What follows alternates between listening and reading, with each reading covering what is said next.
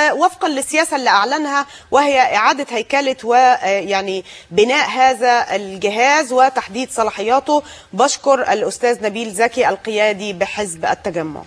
بينضم لنا هاتفيا الآن الأستاذ نصر العفاص الكاتب الصحفي. أستاذ نصر، بعد التحية، كان لك موقف في إزاء أعمال البلطجة اللي تمت يوم 28 يناير وأعتقد يوم 3 فبراير على ما أذكر، وعبرت عنه، وكان مبني على معلومات عبرت عنه في كتير من اللقاءات وفي مقالاتك، واتهمت أشخاصا بعينهم بناء على معلومات توفرت لديك. الموقف النهاردة اللي احنا بنشوفه والاقتحامات المتتالية لمقار أمن الدولة في عدد من المحافظات، كيف تراه ومن تتهم؟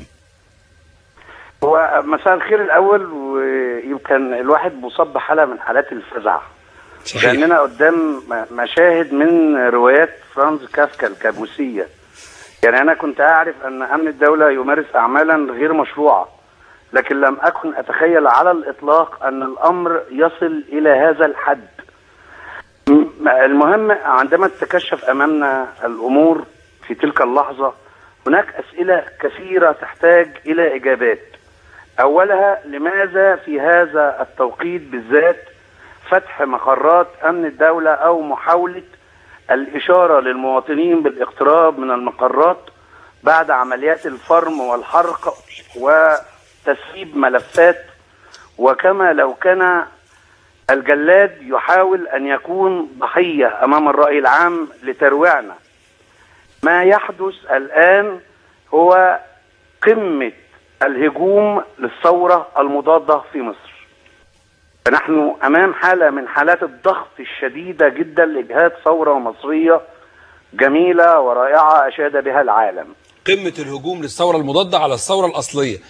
تلك اللحظة اللي احنا فيها بما يحدث من جهاز أمن الدولة دي أقوى لحظات الهجوم على الثورة الأصلية من الثورة المضادة بقيادة أمن الدولة. فأمن الدولة الذي كان يمثل الحزب الوحيد في مصر أو دولة الأمن بالمعنى الحقيقي، كان يعين ويقصي، يرفع ويعز ويذل من يراه المسؤول عن هذا الجهاز أو وزير الداخلية. وأنا أعتقد أنني تمكنت في اللحظة الأولى يوم 28 وقلت أن تبخر جهاز الشرطة بضمير مستريح هو خيانة ومؤامرة على الوطن. صحيح. قلتها على الهوى وتحملت مسؤوليتها في لحظة، حتى قبل ما الثورة كانت تتبلور وتحقق ذروة نجاحها بإسقاط هذا النظام الذي قلنا عنه أنه فاسد، فاكتشفنا أنه تعريف أو من كان للفساد. يعني هذا لم يكن نظاما يمكن وصفه بالفساد، لكن هو يمكن أن يقاس ويصنع منه عشرات المقاسات للفساد.